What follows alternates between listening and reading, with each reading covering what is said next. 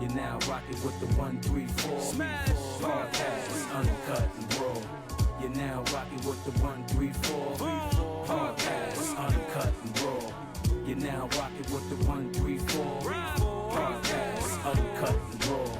You're now rocking with the 134 Podcast, uncut and raw.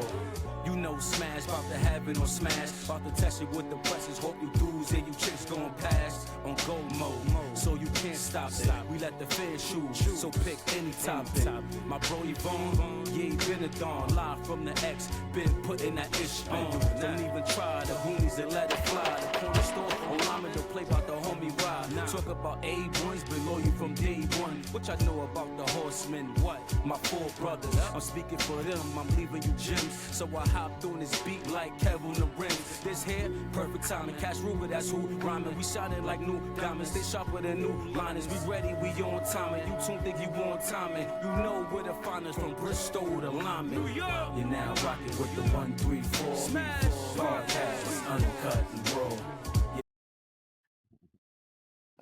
Hey, welcome everyone to the newest podcast on the network. It's 134 Boys. I'm Kevin. I'm Tyree. I'm Rasan. We are all proprietors of this podcast. We are no way experts, but passionate and curious observers who are willing to discuss topics. Our podcast will be a variety of topics for the public, which cover current events, life purpose, sports, entrepreneurship, music, finances, friendship, health, relationships, and entertainment. Today's episode, everybody, we'll be having a special guest. We call him Bruno, the godfather of AAU. Mr. Bruno, how you doing today? How you brothers feeling today? How's everybody doing? Good, we good. Good. Thanks for being on the show, bro. Of course, man. Appreciate you guys having me. Thank you. Appreciate it. No All problem. Y'all can hear me good, right? So today's You. Okay. Today's segment will be a little different. We're gonna discuss the AAU circuit and some of the stigmas about it, and just the goods and bads and everything about the AAU circuit, and just being a coach of a very special team, one of the top teams in the area, very successful. A bunch of girls have come out of this circuit and been very successful, and we just want to discuss some of the things about AAU. So we'll have you, Bruno, give us a little story about yourself, and please let the audience know who you are and where you're from. Yeah, I mean, obviously, I kind of moved all over the place. I grew up mainly in the Pennsylvania area, outside of Philly, Westchester. But I kind of moved around a lot because my mom would always, get a different job here and there. But yeah, man, basketball was always a big part of my life. We talked a little bit about it earlier, but, AAU was not big growing up. For me in particular, because I moved around so much. So playing ball outside, football was kind of our biggest thing. Playing with friends kind of all day. Because back in the day, kids played outside all day. That's all we did. So basketball was kind of the thing that kept me out of trouble. 100%. Cool. That's the same story for us, man, because us growing up, we didn't have AAU, Yeah. We had school ball, of course, and everybody else played pickup. We was in the parks. We grew up in the inner cities, New York, the Bronx. Playing on crates. Playing on crates. So yeah. Yeah. So I went to a boarding school in high school, so like a lot of my friends are from New York. Okay, copy. okay.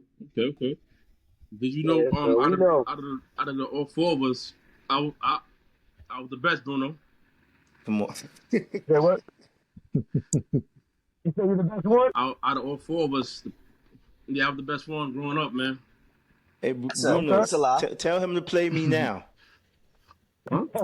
Tell him to play me now, Bruno. He still got that defense right now. What? See that? Got that phallus. That's it. Bruno, if he's playing defense on anybody out there, they not good, They ain't good because They disrespectful, man. I don't know what y'all got going on out there if he's the defensive guy out there. You disrespectful, man. Yo, that was crazy. But My boy, child. Nah, so Bruno, real quick, just to get back, what inspired you to become a coach and to work with the young youth? I mean, I've always loved working with kids. Even besides basketball, I always felt like that was a passion of mine. And obviously, basketball was a big part of my life because even when I went to boarding school, that's all we did was play ball.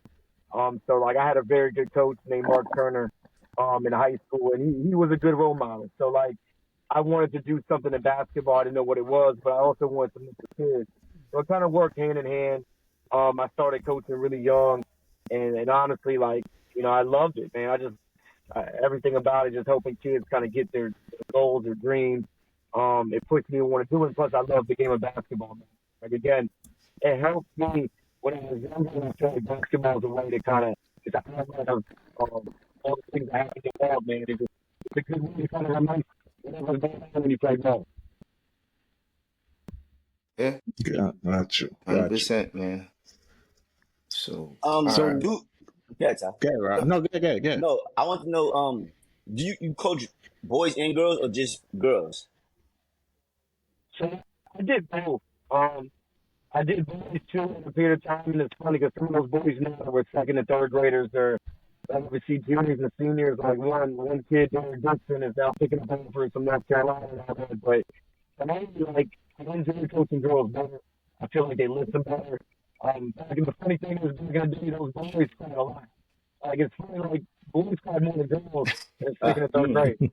Like girls, man, you tell them to do something, they can do it. And it was a whole different thing. Like boys are a little more linear and they think of the best thing out there in second grade. So I think girls just listen better. They understand, they like, I got you, I'll run through the wall for you. And I think contact and bounds, I simply think girls just they listen a lot better and they do what you tell them to do. Too fancy, too flashy all the time. That makes sense. There you go. All right. Nah, perfect. Perfect sense, man. Anything else? Yeah, I was gonna ask Bruno. I know going back just a little bit about yourself. So, how good were you in ball? Like, were you one of those star players in your age group? Nah, I wouldn't say I was a star player. It was more like, because, again, everything I learned was with street ball. So I tried to do, all the things, Right. Back in the day, the mixtapes and all that. Honestly, I put my hand on playing defense and hustling and shooting threes, like, and I run a team. That's really being a point guard. That was like, I thought what a point guard should be. Obviously, when you play street ball, you're trying to be fancy and trying to play somebody down and attack. And I love passing the ball more than scoring. And I just consider myself a sloppy player, man. Like, I just played hard. I locked down whoever. I was physical. I didn't care how tall you are, man. And we had, a lot of my friends were really good. And so, like, I put like a lot of pride into just locking people down, man. No matter how tall you are, man. And I think it's important. I think it's getting control as a small guard. So. Okay. There we go. Okay. You something like how I play. Scrappy. Yeah. Play all the tough opponents, Something like me. I mean, like, when you play 21, when you play 24, it's kind of talking going on. So you gotta kind of, if you ain't meeting them, it's gonna put you around. So you gotta meet that trash talking. Yeah. Definitely. I don't know how it is. I don't have to do that, but This nigga is fun. but no, but Yeah, Bruno's, but so how tall are you? Your height. So you like a point guard? Oh, so you like a point guard, Yep. or more of a point guard, shooting guard. Okay. Point guard, yeah. All right. So basically, when you coach, you kind of coach from your view to the girls, like how you was playing. Yeah, I mean, so from my aspect of it was like everything, because I didn't play organized basketball until I got to high school because again, like I moved around so much. So obviously my first team was in ninth grade, and I learned a lot because my coach was a college coach. He coached at different spots, so I was able to pick up different things. And I always believe like I got a chance to see like a whole different side of basketball when I played organized ball and kind of see things. And I love that part of it. Again, like the mentorship and coaching because I had a lot of respect for my coach. So like, for me, I Right. kind of took that into what I do. And honestly, because of how I played, I expect that from girls because like, no matter how talented you are, you can control your energy, your effort, how hard you work on the floor. There's a lot of talented kids that don't always 100%. match that talent. You know what I mean? Like there's men and girls like there's some talented kids out there and they think they're just so good, so they go out there and kind of cruise. Or my mentality is like no matter how good you are, you gotta give 100%. So I kind of carry that with our coach. Yeah, But I agree. So, That makes sense. Kev, you had something to say? You was about to say something? No, go ahead. I was going to say, so coaching the girls, what are some of the unique challenges that you face coaching girls in AAU basketball? I mean, relationships matter. And it's important to establish a relationship with every kid, and every kid is different, right? Some girls can take coaching, some girls can't. I'm generally trained on everybody, but it's a different way of being trained because, like I said, I think every kid is different, and how you coach them just like how you raise kids. So for me, I try to build that relationship with them, tell them I care about them, but I will do everything for them. At the same time, they understand when I'm tough on them is not I'm putting them down and being mean to them. I want the best for them. So I think once you establish that relationship with girls, it's important. When it comes to boys, they don't care, man. They just want to play ball. I think girls, you got to build that relationship. I think that's very, very important. And because I have members of my own, I know how it is. And that some Right. girls can be emotional, some girls don't care. And like every girl is different. As you guys know, right? I'm Gotcha. sure a lot of you guys Gotcha. with your time and everything too. yes. 100%. That's correct. So all right. I heard there's like I don't know how to say I ain't gonna say I heard, but AAU is like I don't know like a organization or what is AAU different from like playing high school ball? What's the difference between them or pick like tournament ball? I want to know what's the difference between all these different type of organizations? What is so good about the AAU circuit? Yeah. I mean, like, AAU in general is not the same, meaning, most people back in the day would sign up for AAU, play AAU Nationals, and that's mainly for, younger kids, up to 6th, 7th, 8th grade, they'll play AAU. Once you get to high school, it's a little bit different. There's more practice now. I think the style of basketball is a lot different. I think the physicality, the speed, you're playing more talent. Well, in high school, if you go to a private school, yeah, you might have some talent around you, but most kids that play in a public school, and then in private schools these days, they might have 4 or 5 girls, but it's not what it is now. So for us, man, we have talent from top to bottom, and when you play some of these top teams across the country, everybody's good. So it's playing the game, there's a shot clock. In Virginia, there's no shot clock for public school. There's a shot clock in private school, but a lot of states don't have a shot clock show. For Virginia Tech, for example, they have a shot clock show. Possessions matter, there's more possessions, the speed of the game. I think the faster paced game, and if you look at some of these kind of things that you tend to, they have basketball play a lot better than high school basketball. And not to sit on high school basketball, but I do think that it's a different style of play when you play on the circuit.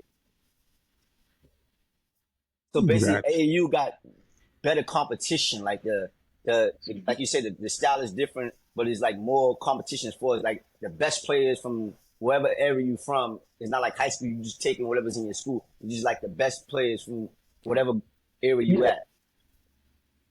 Yeah, exactly. You think about it, right? Look at playing school, man. Our team, they'll play some good teams, but most of the times we're playing teams that have about 30, 40 points, right?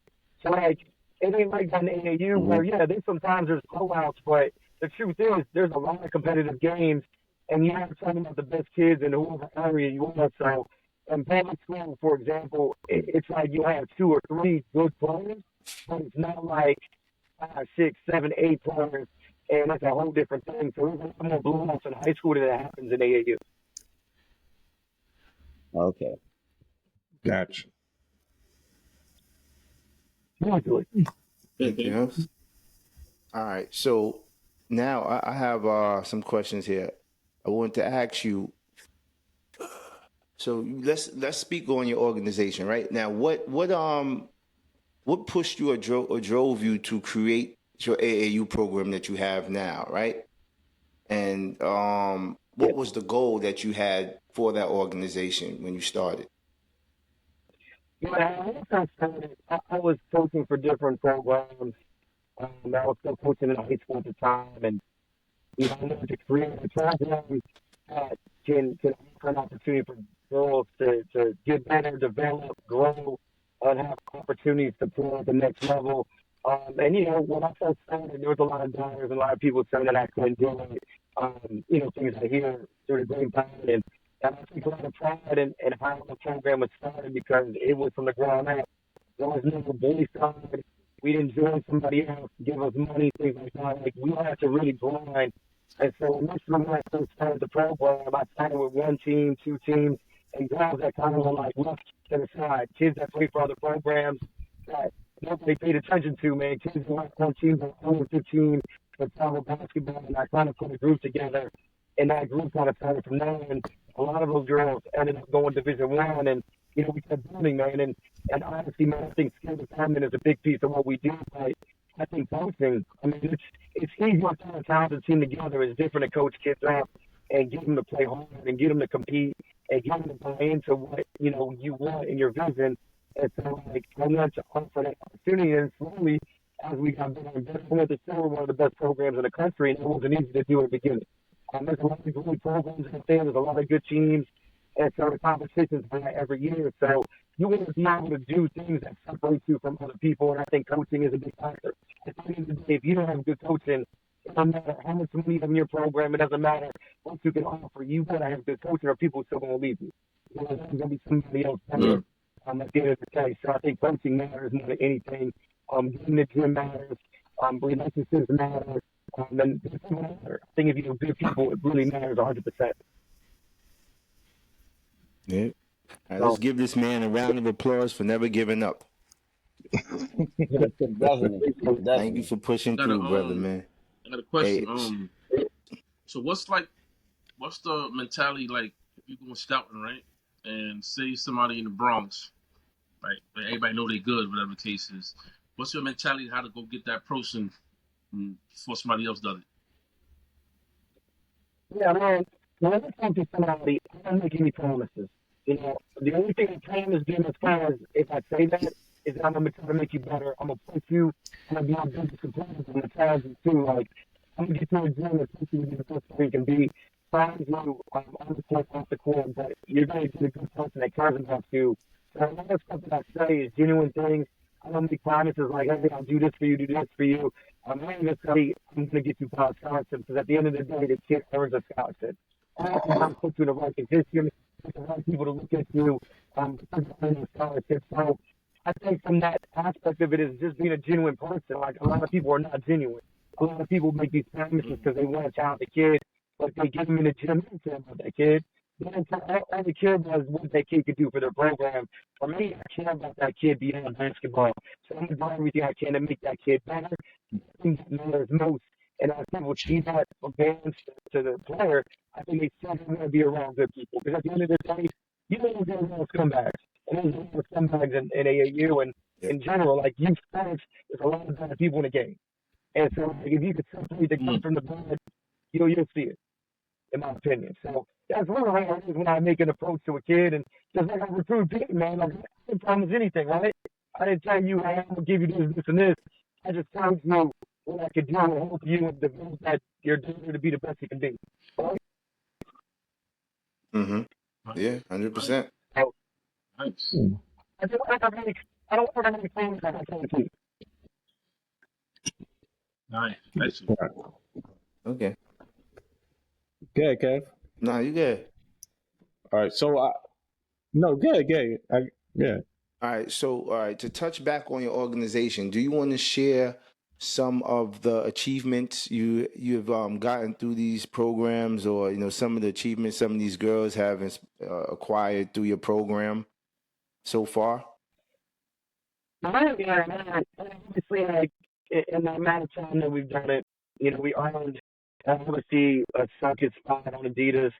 That's something that we had to work hard to get to. And I'm proud to be on a circuit that supports girls basketball. We won a lot of great championships over the years. We beat some really good teams throughout the time. So I take a lot of pride in all these big wins, man. Throughout the years, obviously, our 16s won Adidas Masters last year. All those guys obviously have a lot of Power 5 offers and big time offers and offers in general, which I'm really proud of. One thing I take pride in is the offers and the opportunities in our program. Last year alone, we had about 250 plus Division One offers, which we take a lot of pride in because there's a lot of opportunities, man. I don't care if you have one offer, 20 offers, man. Anytime our college is offering you an opportunity to go to school for free, I take a lot of pride in, and I think that's one of the top in the entire country, man. Between 2-3 teams that have 250 Division One offers, man, and obviously being recognized on the big stage. We have kids that are ranked on ESPN. We have kids that are recognized as some of the best kids in the country. We have from everywhere, man. Just name a school, we pretty much have offers from. So we take a lot of pride in that. But again, it's from the ground up. A lot of these girls in our program, so they went to middle school, man, and it kind of grew from there. So I'm just taking time to last year and say, we developed a lot of our girls that have been with us for a while. So, I mean, everything that we've done so far, man, we take a lot of time. I don't have any details, but, I think everything we do, we take a lot of pride. Have any of your players, like as far as the females, they like went to NBA, WNBA? You have any players that went to WNBA that came from your team, your organizations? Not yet. I got a lot of girls that played overseas. I do think that there's some girls, in my opinion, that are going to be pros in the next 4 or 5 years. Okay. Right. So, can you just discuss some of the efforts on empowering the girls both on and off the court? Like, what are some of your methods of, showing them, empowering them just in life, like just giving them that confidence, that leadership, that resilience, and within themselves? Yeah. I Like, mean, what are some of your ways of empowering them to? Yeah, I mean, I think what I do is to challenge the girls to make them mentally tough, to put the confidence that way because in life, if nothing is easy, nothing comes easy, and they can find everything they get. So I always try to preach to these girls, like, you got to go out there and earn every single thing, and the time that you have, how many offers you have, you always got to believe somebody's out there trying to work you, so you got to earn it through the practices, through the trainings, through the games. The mentality thing is so important, man. I want every kid to have that chip on their shoulder. When you go out there, you fighting for everything you got. This is how I was when I was a kid, and I feel like that's how they need to be in life. Is like if they want something, they're gonna go after it. So that mentality through practices, and we practice hard, man. I mean, we run, we conditioning, we do all the things, and I tell them, man, in college is a whole different story, man. I just talked to obviously one of our assistant coaches. His daughter is playing D1 basketball, and that first day. Man, once you sign that line and you go to college, that honeymoon phase is over. And it's a challenge, man. These coaches are going to challenge you, push you, they're going to make you work as hard as you can to the brink of like, damn, I know about this life because at the end of the day, man, you're getting paid to go to school. So you got to earn everything. And so I believe that achieving it is you got to really work at it and want it and just outwork everybody, man. It's not any secret to it, man. It's kind of like, I just try to preach to these kids that just mentality has to go in everything you do, and you can't take no plays out. And that's in life, man. You gotta be the best student you can be. So I try to preach that as much as I can throughout everything we do. Got you. Thank you for that. Thank you. Also, so what's your thoughts like when you train girls now? Probably like how long you been doing this? For like how many years?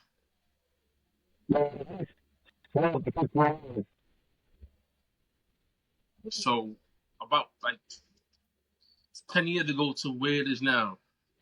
What's your thoughts on how like the girls have improved, and because the females now, some of them better than dudes. You know what I mean? So like some of these girls is better than dudes now. So what's your thoughts like how it came from 10 years ago to now? Like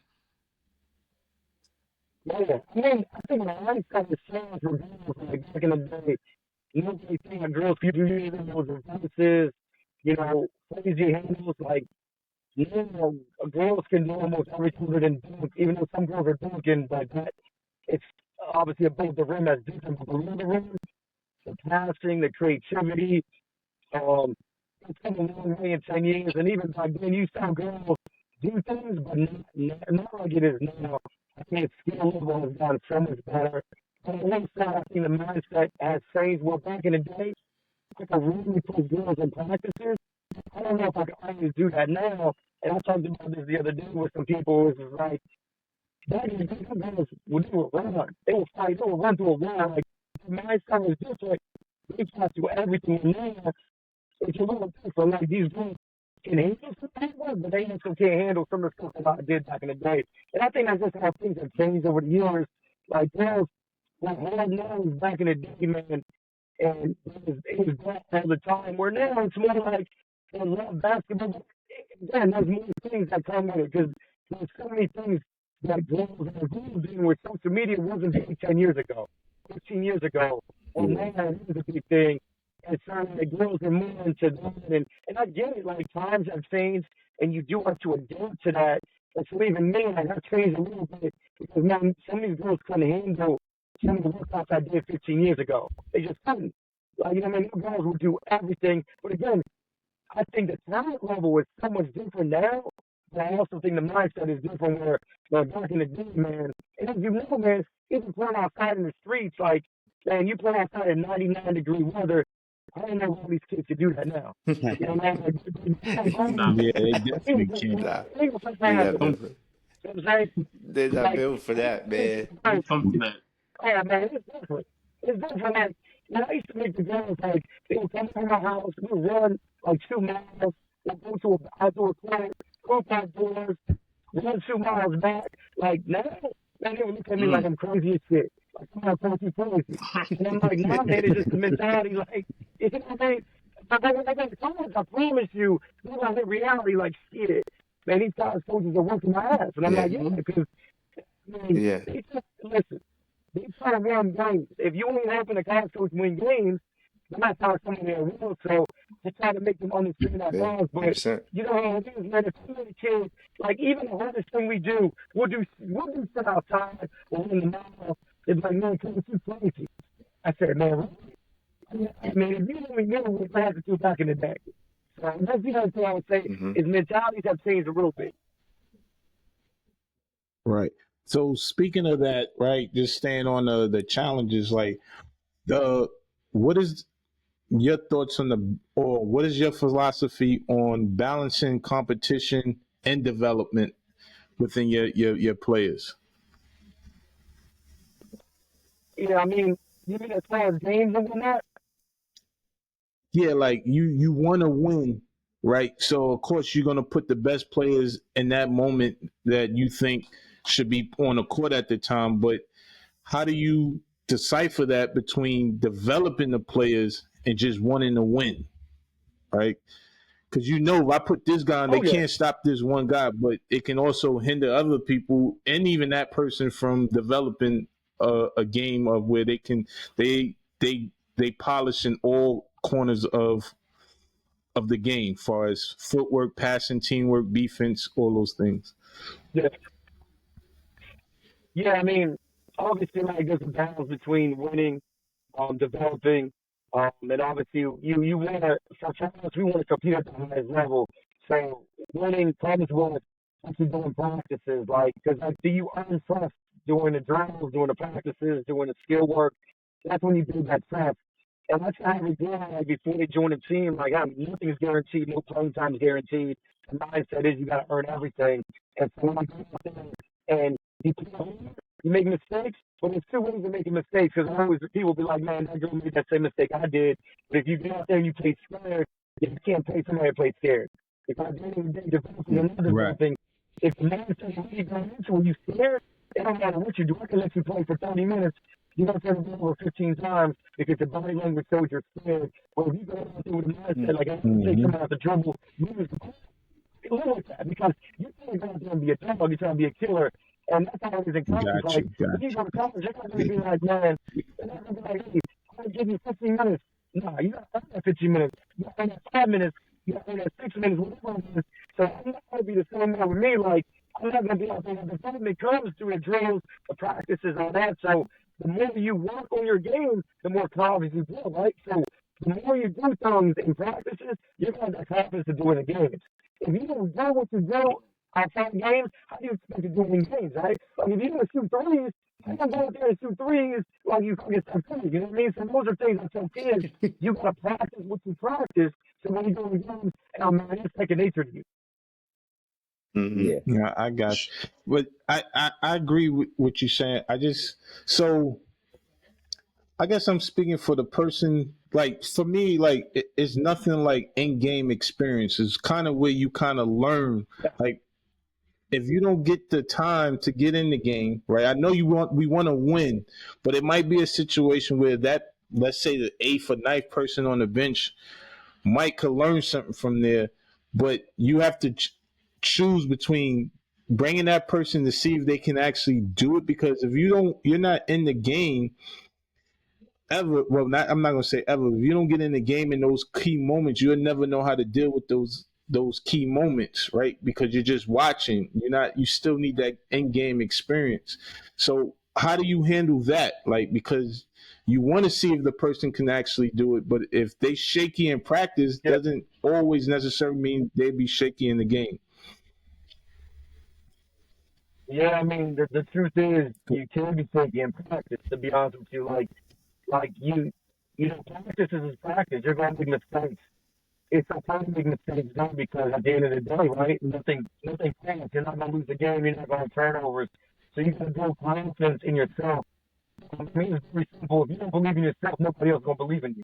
Right? I think that's a quote you hear all the time, and that's 100%. You got to believe in yourself first. If you can't believe in what you do on the court, how do you expect the coach to believe in you when you play in the games that matter? You know what I mean? But like, every game is different. Like, obviously, some games mean every other. So if there's an opportunity to get the girls in games, to get them game experience, and those games don't matter as much, I'm gonna do it. And hey, make it a mistake. Right. But when it comes down to we in the playoffs or we in big time games, yeah, the leash get a little tighter. Where it's a little shorter. Like if you don't perform and you don't do it, I'm gonna play the ones that do. So yeah, it's a little bit faster, and that's why like when you play in a high level team, that's the mindset. Like if you want to just play to get playing time, you go to the house league. You go to a team that you'll play just to play, and it don't matter about anything. You know what I mean? So there's different levels, I think, in competition. If you want to play at this level, then yeah, this is what it takes at this level. If you want to play just to work through things, something like that on the main team is not very good, and there's no pressure. Like, at the end of the day, this also not going to make you better because there's different times of game time. You know what I mean? Like you said, you can play game time against bad players. You don't mean nothing. You got to play game time against elite players. And how do you get to that point? It's not enough you going the whole season doing your workouts and training. It's a mindset, man. You got to have a mindset. So, you know, I always believe sports is not for everybody, and basketball at the highest level is not meant for everybody. So some girls can handle it, some girls can't handle it. And I've seen it where some girls don't get a lot of playing time their first year, but then maybe take you their second year. And I mean, there's one of the good examples of girls that barely played good year, and then they did something next year because in practices, they're competing against really good players, and they get better, then that confidence grows. And once that confidence grows, it's going to translate to the game, in my opinion. Got you. Thank you. So to touch on what you just made, the statement you just made. So what you saying is AAU is not for everybody, right? It's for those that can handle it's for those that can handle or play at another level, an elite level. Correct? Yo, man, let's keep it 100, man. Some of these kids ain't. Some of these kids not good, man. Like this, stop beating by the bush, man. I'm gonna get there. So what I was gonna say is, how do you how do you do your program, right? So I know based on tryouts, right? AAU is not just pay, you play, right? So you have to come through a rigorous tryout session. You have a 3-day process, right? Yeah. And how do you select your I players? mean, Can you explain to us? honestly, there's different ways that we select our players. Obviously, throughout the process, like, 'cause our tryouts are usually in March, and the funny thing is these days, a lot of programs get rid of tryouts. I don't believe in that. I still believe in tryouts. I still believe in girls coming in and competing. Even if you know you're gonna stop, you still gotta compete. Like, I don't like this how you just gotta show up and you have practice. So, like, I watch kids if it's high Right. school games, if during games, I've seen them in the past. I watch how kids perform. I invite them to skill workouts. So there's different things I want to see. And what I look for in a kid is obviously a skill set, right? If you're big, if you got good size, good length, like some kids might be, you're not there yet, but I see the potential in you too. But it's a mindset too. I talk to a kid. It's the same thing where how some recruit kids. Man, I like to recruit kids. I like kids with personality. I like kids that can talk, that can joke with you. Because a lot of times out of 10, that kid that can hold a conversation, man, I think that personality, they're going to come out there and play. Because they're not going to stay throughout this entire time. Mm-hmm. You got to build that personality and that growth on the court and off the court. And I think if you got swag and you got that dog in you, you'll see it right away. And I like that about a kid, man. If you're just not afraid of anything, you're going to grind for everything. I ask kids specific questions all the time. What do you think you're good at? What do you think you have to work on the most? And I like to hear what they got to say because if you don't know what you're good at and you don't know what you got to work on, how can you ever grow as a player? How can you ever develop? Because you don't know what you got to develop on. If you don't know what you got to work on, how do you ever Right. know what you got to keep improving in your game? And that's for the talented kids. Like, you always got something that you got to work on year after year after year. You got to add to your bag. And so, like, those are all the different things that I look for in a kid. And I honestly mean, like, that first practice, you can tell right away. Oh, so this kid got it. I'm going to get again. This kid ain't ready yet. I can have that first practice right away if a kid got it or don't got it. Got you. So I got a 2-part question. So first, right, like you were saying earlier, some of these kids, unfortunately, they're not built for it. They not, no matter what you do, no matter how much practice is, when they get in the court, it's not for them.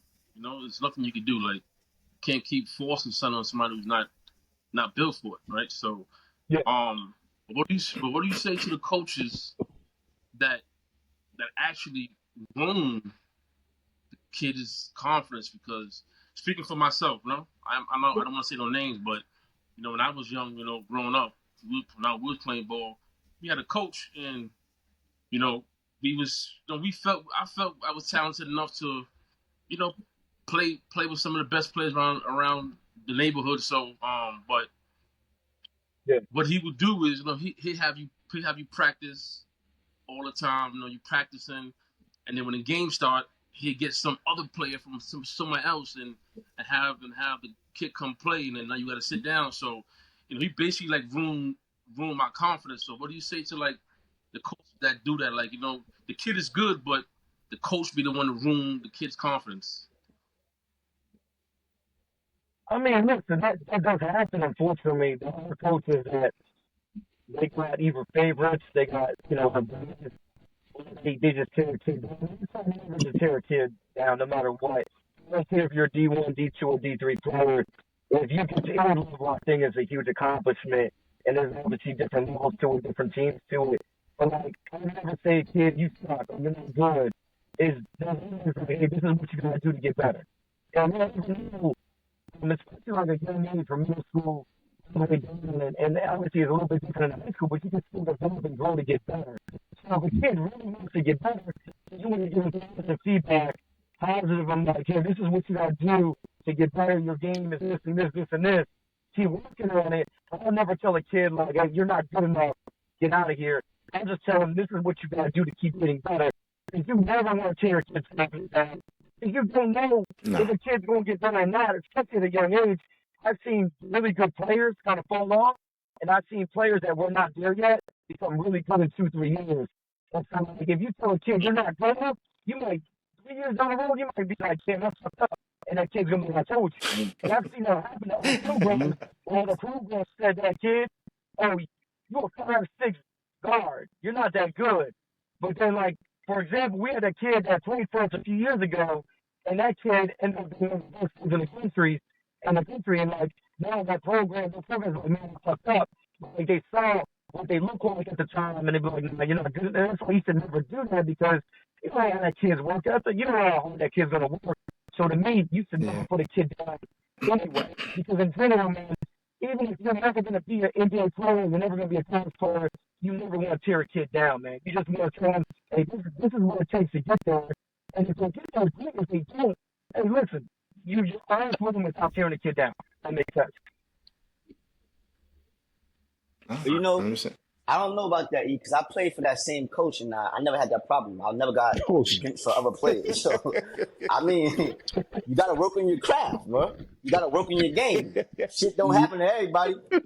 Nah, hey, this man is cold-blooded. Let's give him a round of applause. No, but I'm cold-blooded, brother, man. But I'm gonna tell a story because it's not my fault that his car was always washed before he played. So I don't know if he washed his car. Fuck out of here! I wasn't doing. Fuck out of here, yo. You bugging? Yeah, crazy, man. Oh shit. So, yeah, that was a good one. That was a good one. Oh man.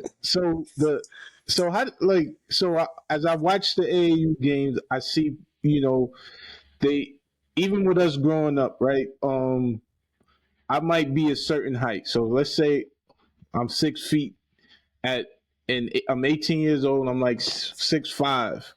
They got you in the AAU sector playing the big man.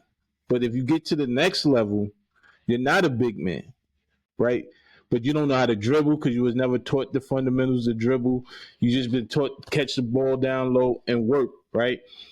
But it hinders your development when you go to that next level. You're already behind because you never was taught that. So for me, I think that in the AAU sector, and not just the AAU, but being that we're speaking on AAU, but in the AAU sector, that's kind of where it does a disjustment for the player, because the player's development, because they don't know those fundamentals of being a guard. They just know how to be a big man, but they don't have the height or the size to be a big man. What do you feel about that?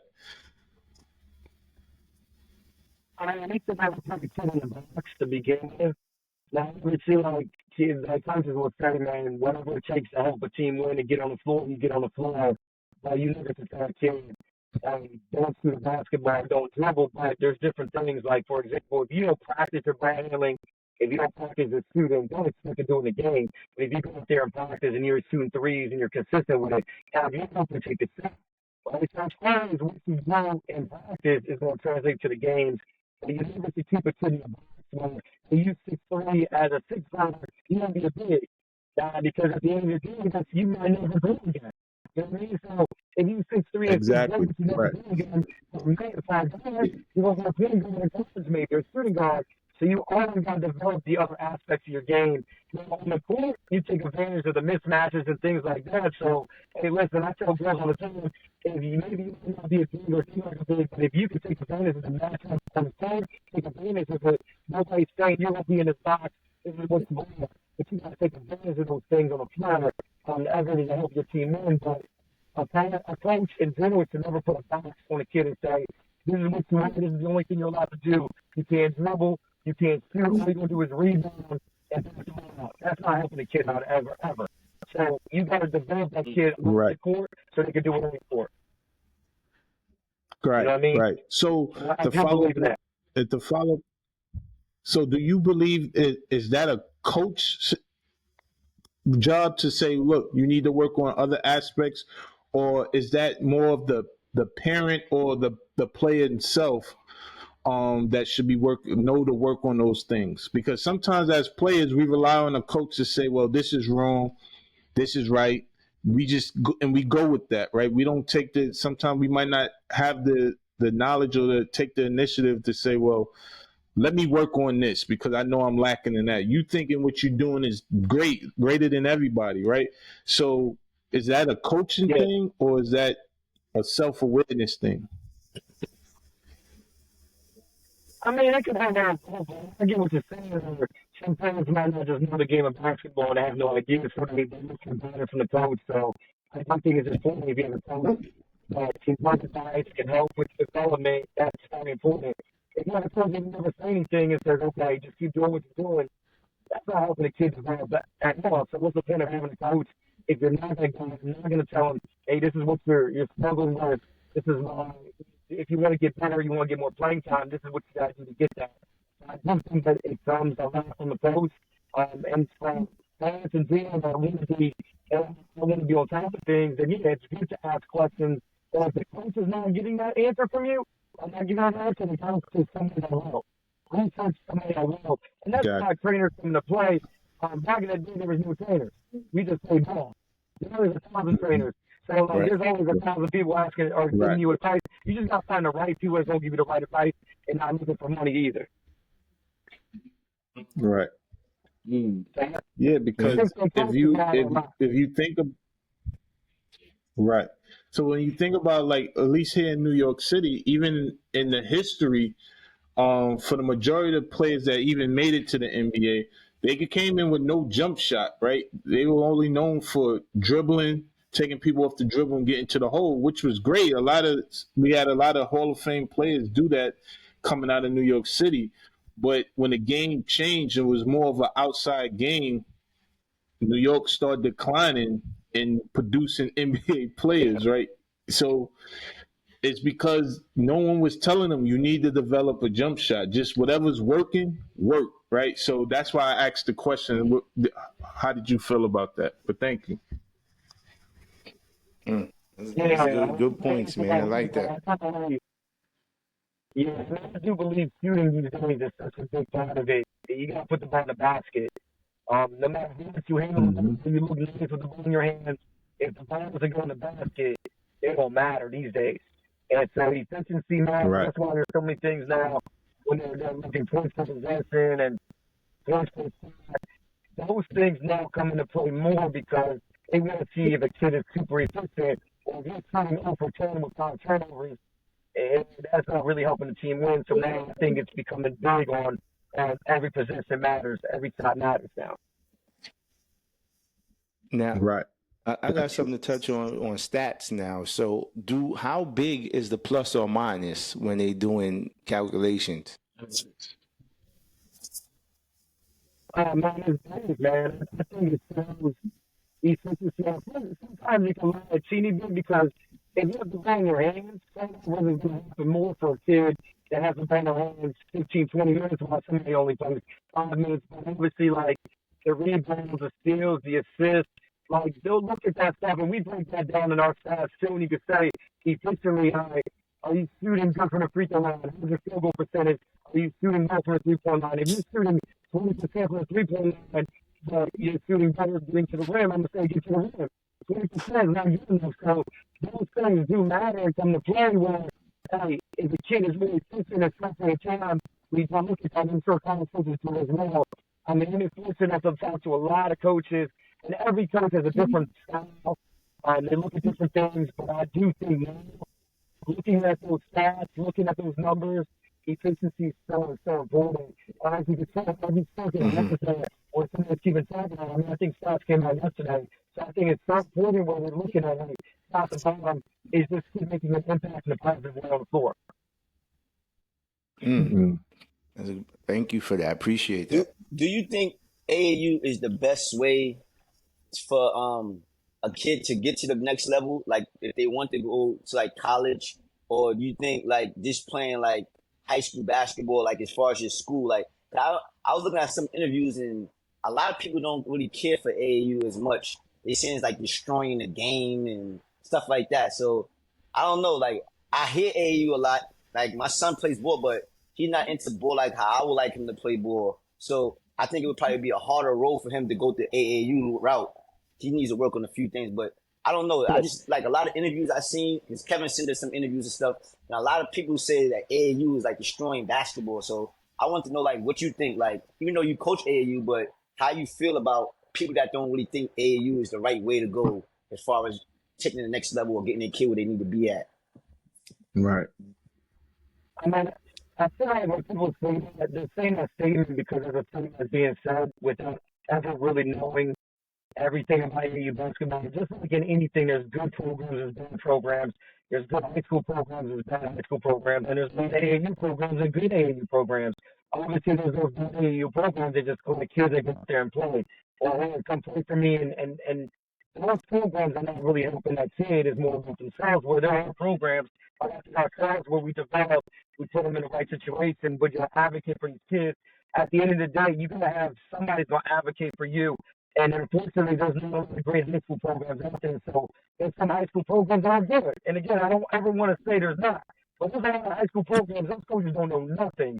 And they don't know how this works. They don't know how to talk to consensus, and there's no respecting relationships. So again, I do think it matters what AAU program you play for. If you play for the right AAU program, they can help guide that kid. And I know kids that play for really bad high school teams that get scholarships so they play for us.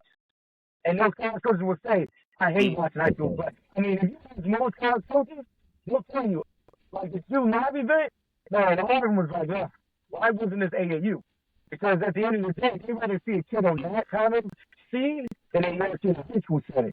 Because, listen, and again, this is not a pass against high school programs. There's some really good high school programs. I got a lot of respect for some good high school coaches, but it's rare. There's not that many of them out there. Let's be honest. In the DMV alone, they do this 7 to 10 times for girls, and then after that, it's like, all right, look at the records. Most of these coaches don't know college coaches. Most of these coaches don't have a relationship where you can contact the coach and say, hey, listen, look at my girl, and that coach will have that respect and say, I'm going to look down. That's different. So if that's kind of different, I need you to look at Titan. They're going to be like, I'm going to look at you because they know they know that I know talent. So I definitely think that matters. But again, it's everything, right? There's good and bad in every single thing, no matter what it is, high school, AAU. I think you got to find the right AAU program and the right high school coach. If you find a good high school program, it's great. But most coaches will say they'd rather watch a kid in AAU than high school. All right. So piggybacking off of that, like what Rassan just said, like how you feel about when they say like there's not a lack of recovery time for the players when they playing AAUs, like they playing back to back so much that their body doesn't get to heal and rest before the next game, and it relates to them getting injured, or when they get to the next level, they more injury prone because of all the wear and tear they already have. Like it was one study that says an 18-year-old playing AAU is really like a 22-year-old playing AAU, right? Because of the wear and tear on their body. Not saying that that's correct. That's just what somebody's opinion. They did a study, and that's what they came up with. How do you feel? Again, that's AAU programs, like I said, do not believe in playing games every weekend. You know, kind of win the games. Throwing the kids out there every weekend. And some parents, and it's parents too, because a lot of parents want to play games, I want to play games. What they're realizing is putting a little wear and tear on the body. For me, I don't believe in that, especially on the high school level. We'll play some games, but it's going to be the right games. If you play every weekend, your body's going to wear down. But also this, so even think about this, right? In high school, how many talented players are on their team? 3, right?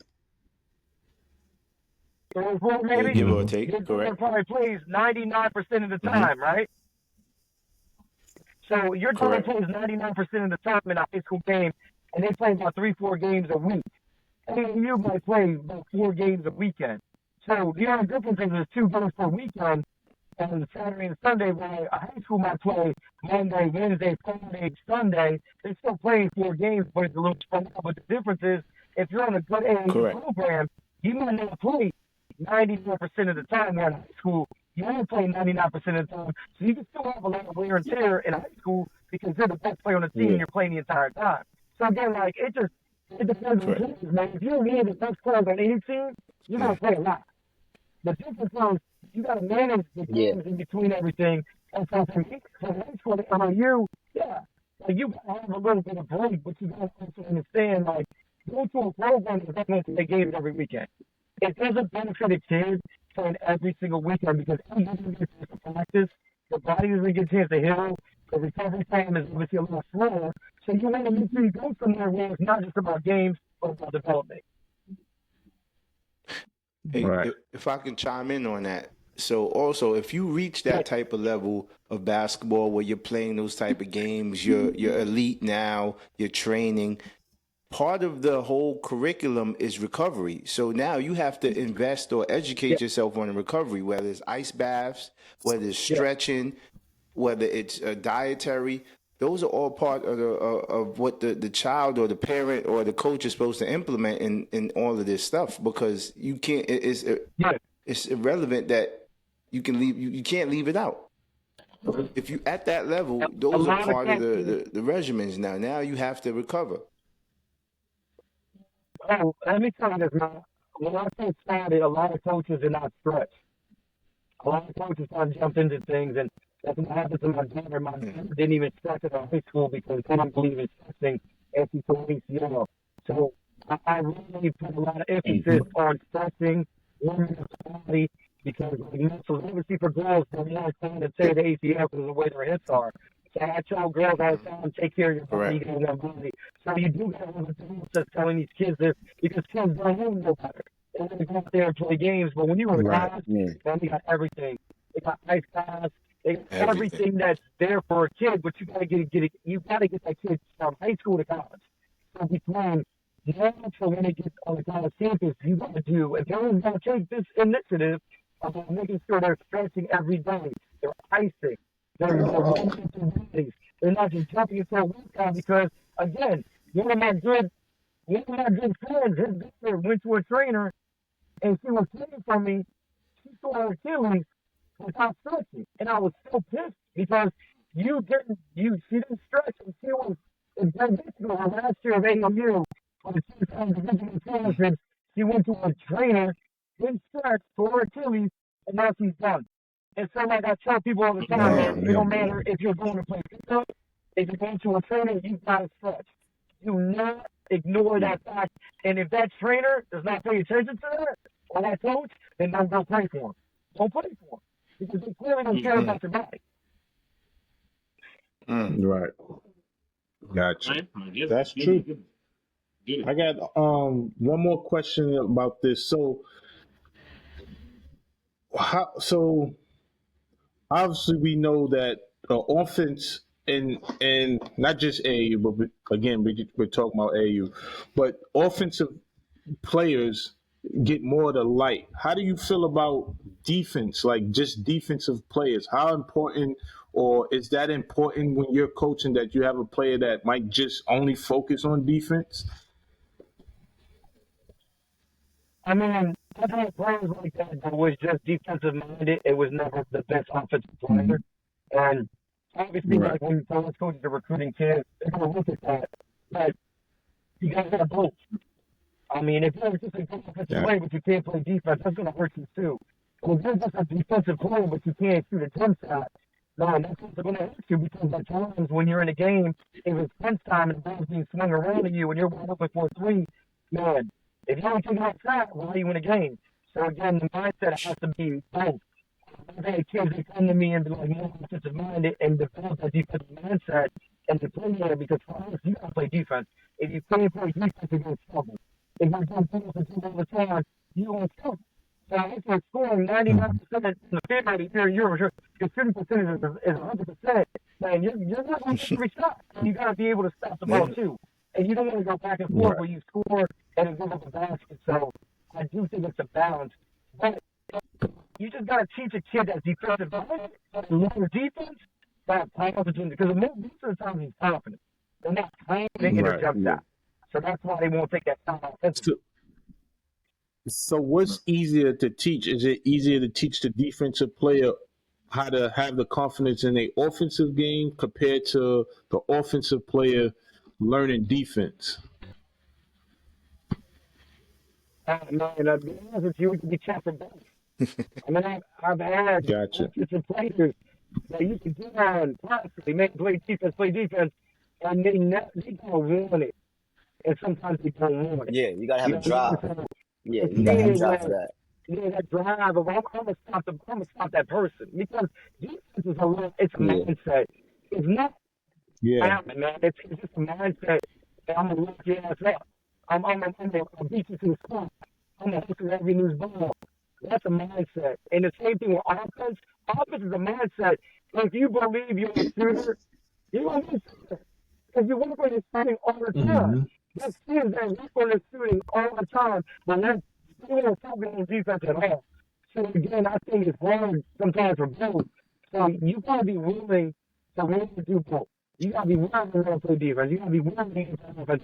If you're not willing to do that, you're gonna get better no matter what the coach tells you. It's gotta be in that kid. I'm gonna do it. That's to me, it's all about the kid. Right. He's gotta want to do it. If I need to do it, they can do it. I can get him, I can coach him, I can get him, I can teach him techniques, and I don't want to play defense.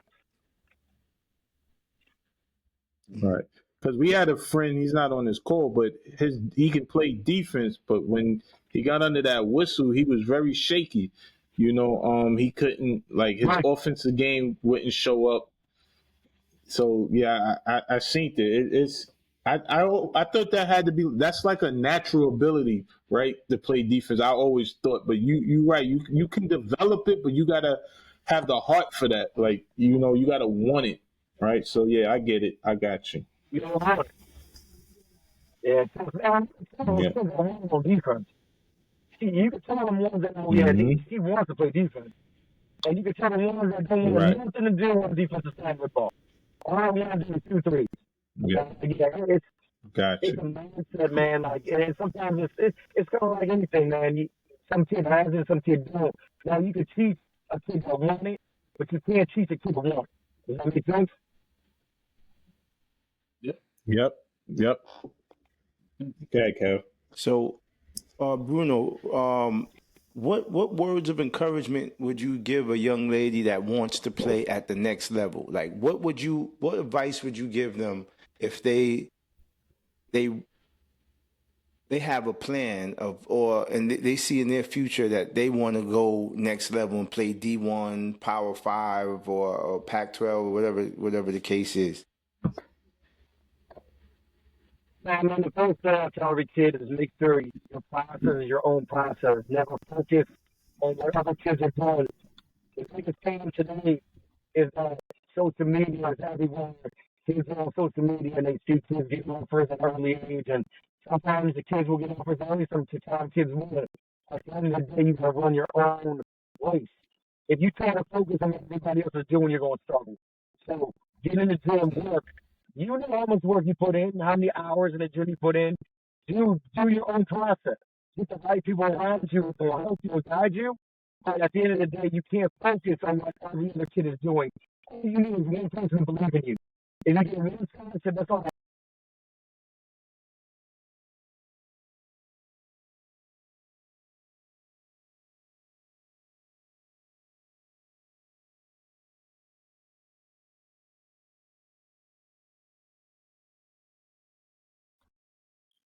Yeah.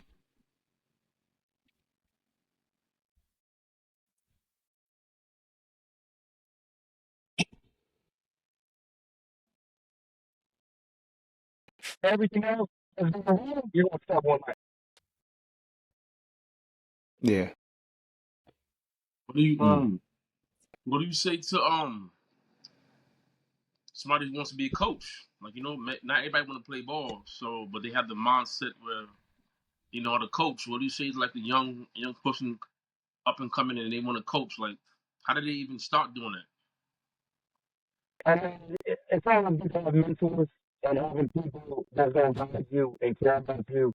So it's the same thing as a player, man. Finding the right people that's going to guide you, that's not going to put you in the wrong direction, man.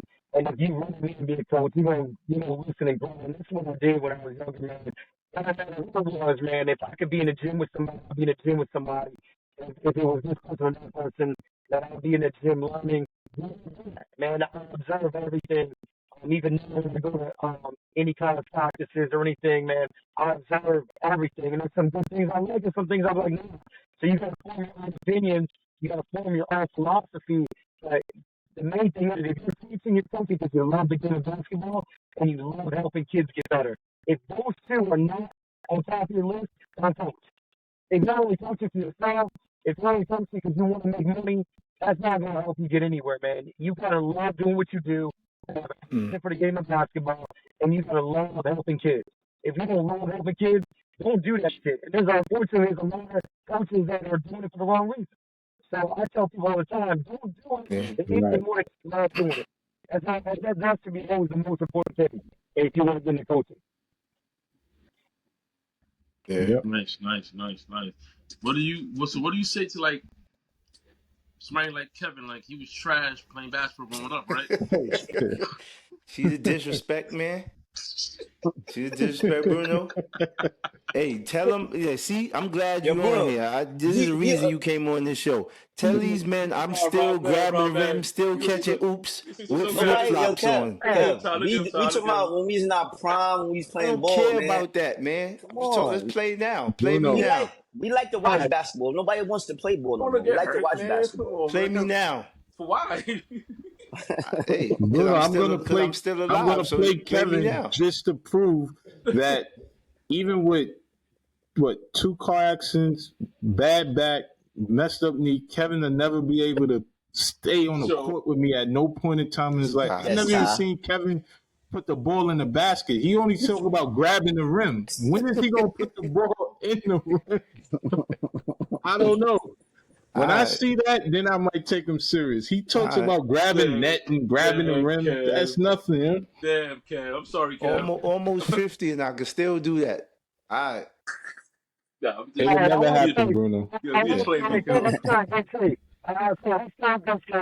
Thank you. Thank you, man. There's a lot of people in good shape that don't know how to play basketball. He in good shape. He got there some slides on him the other day, and he was playing defense on the Girls. And he was doing a good job, man. So I will say his tenacity on defense was there. He was getting after it, man. So that's the only thing. That's the only thing he has is defense. Yeah, I mean, He got that right. You didn't want to see that. I didn't know he had that. I mean, you know, people that's not really good in ball got defense. Like they just good hustlers want to be in the court. They like this every day. That's it, man. Bruno, if you want to see how Kev was when he was young, open the garbage can, man. Oh shit. Disrespectful. Anyway, man. Anyway, hey, I got a question. So, evolution of girls basketball, right? Let's touch on the evolution of it, right? This thing has taken off. So these young ladies now have great opportunities, great payouts. Let's touch on that, on some of the opportunities they have now playing at a higher level, college ball, or even on a professional level, WNBA, the pay, right? Yeah. So now we have these NIL deals. Let's touch on NIL deals and individualized and as a team. Let's discuss some of that. Yeah, I mean, obviously, like, we're living at a different time where you can get paid off of your name and your image and likeness and everything, which is great. Obviously, you can benefit really from that from guys going into it, because now it's not just about getting a scholarship for 4 years. You're getting paid, and you're getting paid on how you perform too. So there's a lot of great things to love about it, but at the same time, I think that you also got to kind of back it up. Like, you mentioned, the college coaches now is becoming more of a business where if you're expecting this amount of money and you're doing well from high school, but you've got a high school college that first year and you're averaging 2 points a game, you got to answer for that money. So, like, the expectations have changed dramatically, in my opinion. Hey, you better perform now. So I think there's a level of, like, so you better go out there and do it. So, like, you might be able to do it in high school, but if you don't do it in college, it's going to be different. So maybe you'll make that money your freshman year. By the time you're a junior or senior, you ain't making that same money. So you gotta perform now, and you gotta work. Yeah, so it's a job now. It's a job. You know what I mean? So it's a lot of great benefits, and I think the best players deserve to make the money. Back in the day, it was just colleges, and they made the money off a kid's name. So now you get to earn that money to back it up. You can't go out there and average 2 points a game and expect to get paid $50,000 a year. So that sounds like motivation to me. Yeah. That sounds like motivation. Yeah, yeah, Tom. I'm just gonna ask. So for the people, for the people who's watching or gonna watch the show, can you just tell us what an NIL deal is? So, I mean, NIL deals come in different forms. Obviously, like, if you go to a college, most of them have an NIL initiative where they help provide and get more opportunities for if companies want to sponsor you or whatnot. So, for example, like, a company can sponsor you and say, oh, listen, I'll give you this much. You gotta promote our thing once a week. So, say it's like Chipotle, for example, you gotta show yourself eating Chipotle, and you might get percents of that, or you might get like an amount of money off of that. But it also depends on your social media presence. And how the strong social media presence, I think you can more companies that want to follow you back. So they look at so many different things. Um, you're trying through the recruiting process. A lot of these colleges will break things down for you. You want to make sure you go to a school that is going to have a strong emphasis on the NIL stuff because it's new. And they're hiring new people all the time that's getting into this that's going to offer that. Some of the top schools have that. Like LSU, for example, they have that.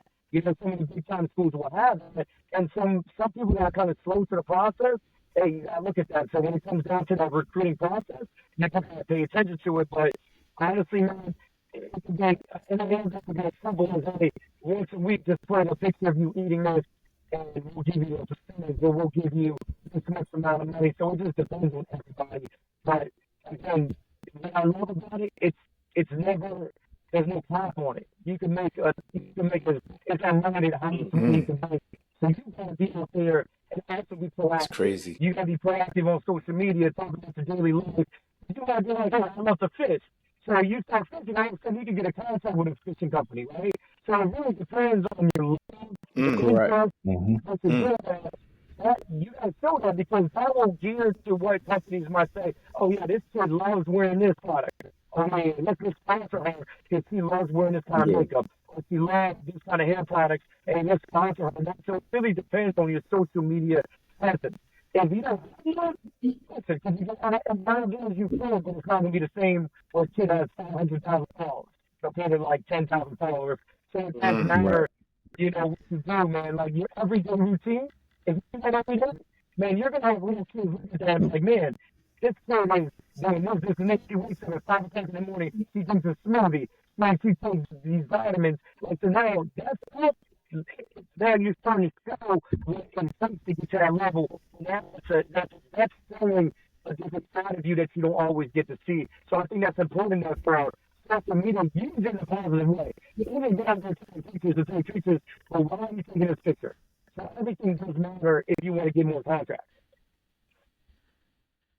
Gotcha. So Thank you for sharing that. We had a little debate about Andrew Reese and Clayton Clarkston, whatever the name is.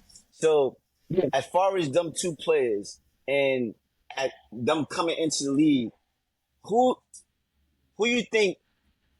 I know Clayton Clark probably had brought like college basketball and WNBA to another level, but out of them two players, who you think deserves to be like the kind of the face or getting the most money between them two? Because both of them had a popularity that was crazy. And I know me and Yvonne was going back and forth about that joint. So who you think, as far as like playing wise and, you know, like the social media wise, who you think deserves to be like kind of the more like the face of the WNBA? But can I chime in between that? So you can't really, out of respect, I don't think those two should be even in the mentioning of that because you have so many more greats that's been there before them. That's kind of almost disrespectful to call these two new young girls the face or the greats of WNBA. I'm not saying the greats. I'm just saying like the face, like the new face. You know, because they're trying to say like Caitlin Clark is bringing so much money. Fandom shit. Yeah, like that. I don't feel like she's that type of player in the WNBA for her to be getting all that notoriety and all that stuff. She's getting the numbers. She's getting double-doubles almost every game. So, I mean, she's putting the work in. It's not like she's not putting the work in. Yes. She getting double-doubles. I ain't know that. Angel Reese, they both are doing it. I thought only Amy Reese was like doing Nah, more both of stuff than them. her. Both. Okay. They're both. So The money, Clayton Clark is not doing double doubles. Look at it. the if you go ahead, yeah, Bruno. now I was gonna say this, man. The one thing about those two, they're bringing new things to the game. The WNBA is being talked to a lot more than it was in the past, and that's a great thing. Anytime there's more interest in the game, in the women's game, it's a great thing because at the end of the day, you want to have more guys. And I think the other fans, like Kevin said, like Plum and Asia, like there's some really talented players that led the way and kind of opened up the door for what it is now. Obviously, a lot of these young stars with the NIL deals and taking advantage of it. Maybe the reason why it's bigger now is social media. Think about it. 25 years ago, there was no social media. So, like Cynthia Cooper, like those kinds of things, imagine that social media 25 years ago. I think they would have gotten some kind of recognition, but the difference is now social media is such a big thing where you can talk, it doesn't matter who you are, you can talk on social media and be like, hey, I think Caitlin Clark is this, and everybody's going to chime in on it. So it's not become now where everybody has a voice, and you take advantage of it, man. Like, listen, if you look at Caitlin Clark's skill set, she's a talented player. You can't shoot 35 foot jump shots and tell me she ain't a good shooter. But to be honest with you, I do think it's become like a left there. That's what I see. And it should be. You know what I'm saying? I think both are talented in their own ways. Like Angel, is she a skill or Caitlin? Probably not. But is she a dog? Like she said, hey, listen, her mentality is I'm a dog. It's so interesting. She's in her face, but she believes it. I said it's a mentality. If you believe it, that's going to accomplish it. And Angel believes she's a dog, and she comes out there and gets every rebound. So like she's created her own niche who she is as a person, and she's done a really good job from who she is now. She's created a following. She does a really good job on social media. I think better than Caitlin Clark. I think Angel has something over that social media part of it. And listen, man, man, she took advantage of it, and she's running with it.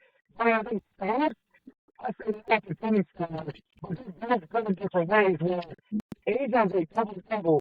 She'll get rebounds, she'll get 10 points, she'll get everything on the glass. But Caitlin Clark do be averaging, like, if you watch her game now, she gets 9 to the assist easily now. Like, she makes her teammates better, and she's amazing, like, a finish five. She's not finished five yet. Let's face it, I remember her defense got to get better.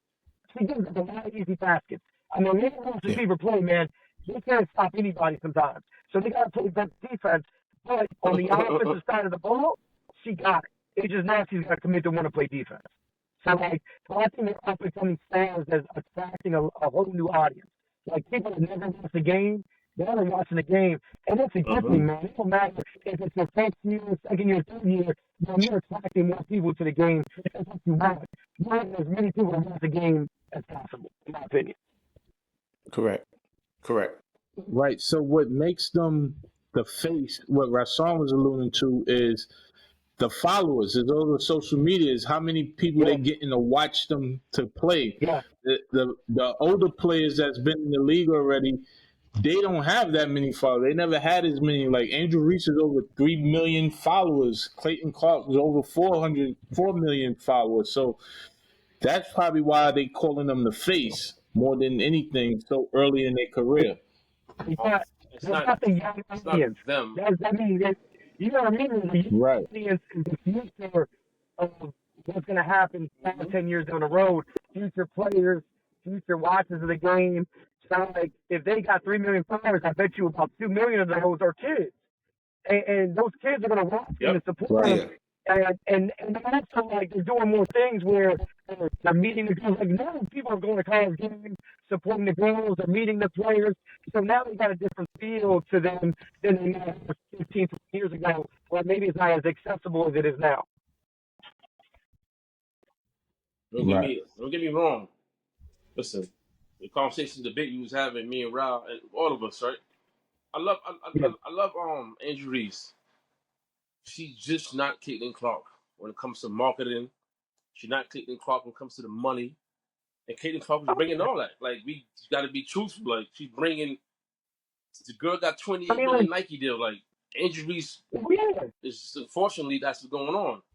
But I know it's a race. Trust me. I know it's race involved in it too. So I mean, if you just said that that's true, right? Caitlin Clark's game is better as far as skill set. She's a better shooter, better baller, better passer.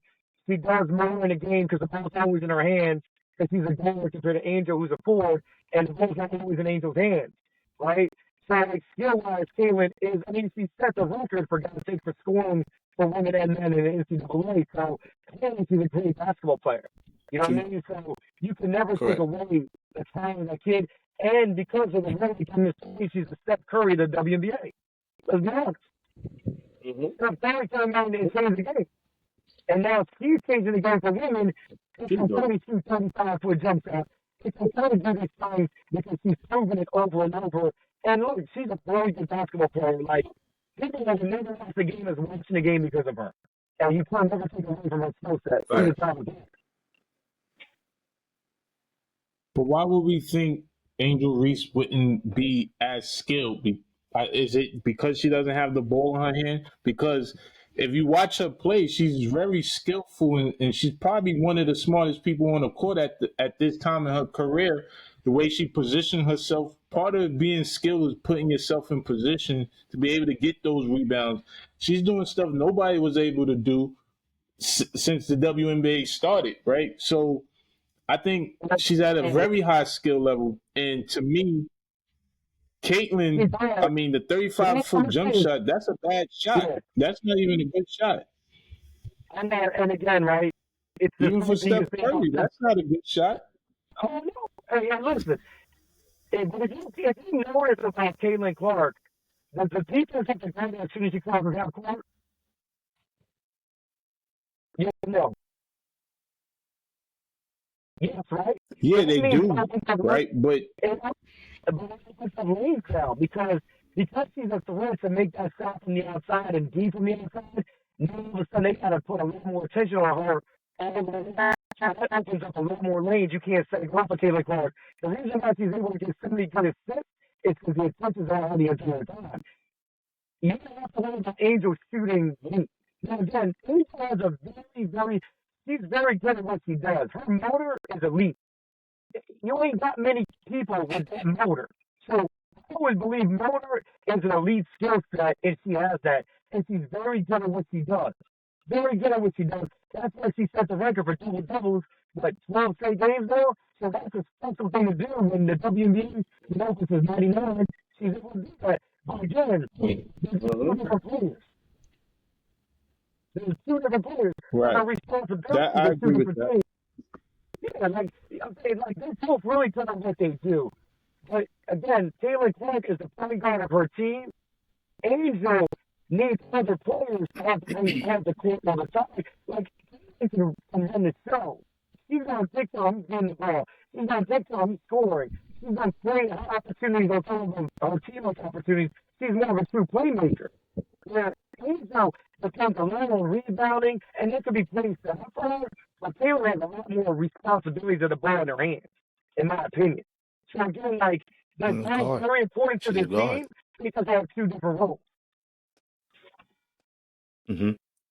No, you're right. You're right. They two different players in two different roles, but I think the skill set is just as is equal, or to me, Angel more, because she can play on both sides of the ball more than Caitlin could. She's defensive minded.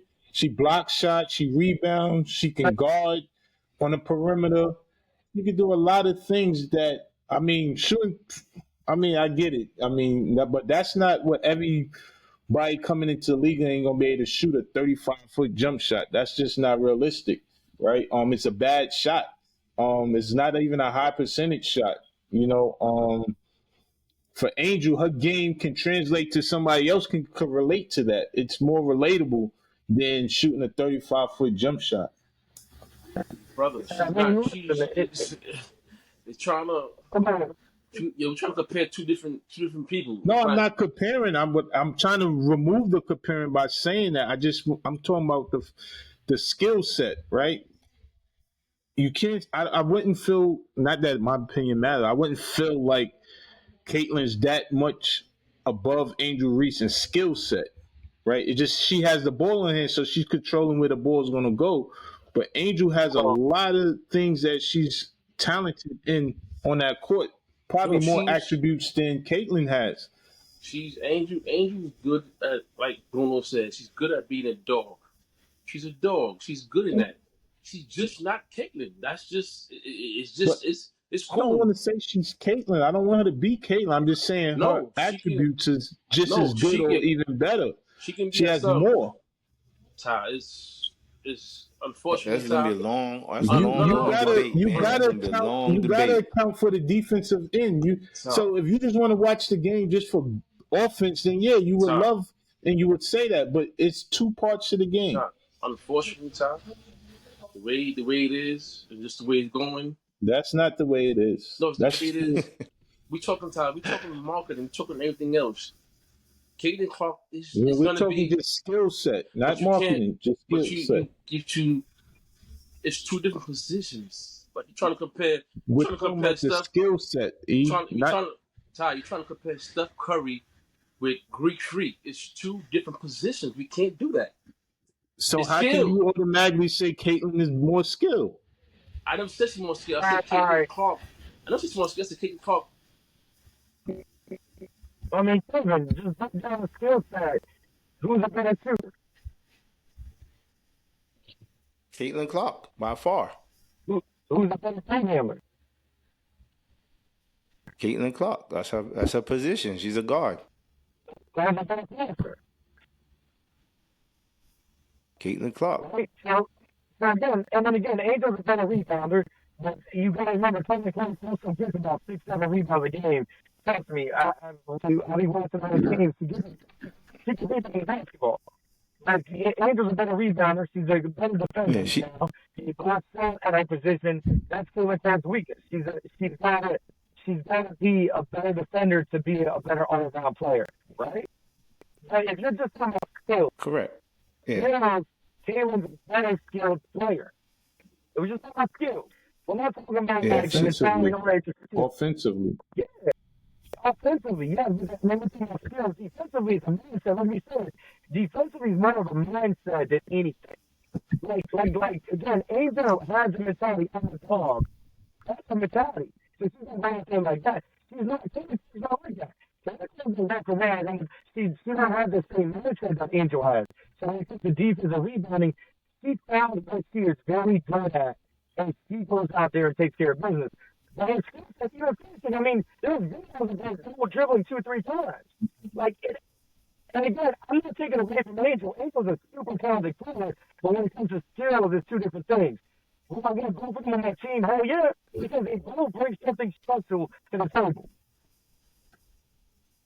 And I know, like, they both Well, bring they something do, special to right? the table. And I'm not saying Caitlyn is not good, but just like you said, well, Caitlyn, she gets rebounds, right? She gets 6 rebounds a game. If Angel Reese can pass out of the post, she can pass as well. So she might not put up as many assists as Caitlyn, but she can pass the ball. That's a fundamental, right? Yeah, so but you got to get for. But she So- don't. She don't. Angel. That's Angel. not. But that's not listen, what can she is whether Angel- she can or not. Ty, Like Angel- she's not. I'm not going to sit here and say she could hit 30-foot jump shots because she can't. Let's talk Hey, facts. Ty. We gotta talk if you facts. watch, That is a fact. She can pass. if you watch Angel's She knows development, how much- right? How much did she get a game? It's in the flow of the game. I don't know how much assist she get a game. That's not a fact. If you pay attention to Angel Reese, right, and you watch her from her starting freshman year of college until her last year into the WNBA, she was very raw. She was playing off of motor and personality and just size, right? She was very raw. First of all, she had no right hand. Depends how you watching the game. I'm telling you, look, go back and look. She had no right hand. She has no footwork. You got to be put in position. You got to know. You got to have position? an The position she playing? You got to have an IQ on the game, Kevin. You can't just say, "Oh, I'm running off just talent." It has to be an That's IQ. what she was doing. You got to know where you're supposed to be, how to put yourself in position to get rebounds. That's not easy when you're not the tallest And person on the court. I get it. Just like Rodman. He knew how to Exactly. master watching the ball coming off the basket when the shot went up. He put himself in the position. I get it. You got to. But you gotta be besides smart to do besides that, what else did she have? What do you mean? she has a skill set. She can play, get the game. Yeah, but the game is vast. There's a bunch of different skill sets that make you a great player. player. The offensive side of the game and saying that's all the game is. It's just offense. No, I'm not saying that, Ty. So how can you say she didn't have any skill set? So if Jordan just got 100 rebounds a game, if you took off LSU, would they have won that championship? Probably not. She was a valuable part of the team. So right? Just take, as long as you're a dog, you can win a championship. Ty, look at Jordan. If Jordan was just a rebounder, would he be known as the greatest player in NBA? Probably not. Why not? But Robin is one of the top 75 players in the game. Yeah, but he's not Jordan. He's not Jordan. Yeah, but he's still. It's not. It doesn't say who's first, who's second.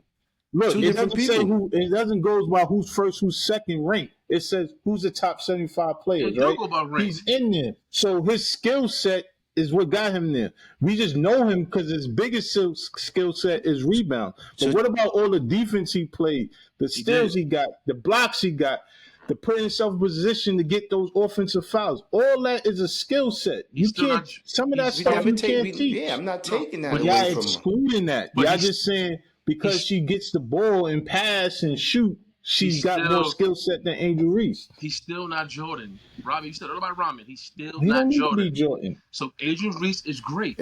She's great. She's just not. She's not Caitlin Clark.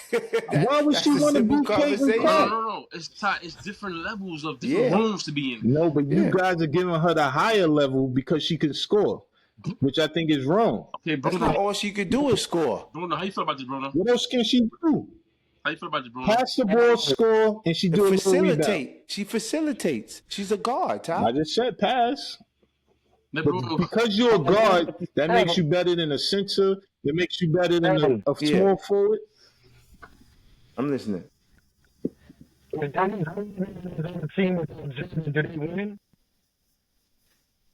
Hell no. Okay, because Rodman won championships without Jordan, though. Again, he won something with Rodman. Right? So again, Rodman brought a defensive rebounding that not many people had. He had mindset, I'm a dog, I'm going to get everything. So he brought that to the Bulls team that depended on two scorers, mainly Jordan, but Rodman brought that defensive mindset. But Jordan won without Rodman before that. Right? Rodman's a talented piece. Now the question is, Rodman went to other teams, right? Like he was on a Detroit Pistons team when he was young. He wasn't a big, he wasn't a nice piece, but he won championships there, right? But like his mindset was on defense and rebounding. There's nothing wrong with that. His skill set is not better than attention. His skill set is better than Jordan because his mindset rebounding is more than just playing defense. Because can you play off the dribble? Can you find your teammates one-handed passes, right-hand, left-hand passes?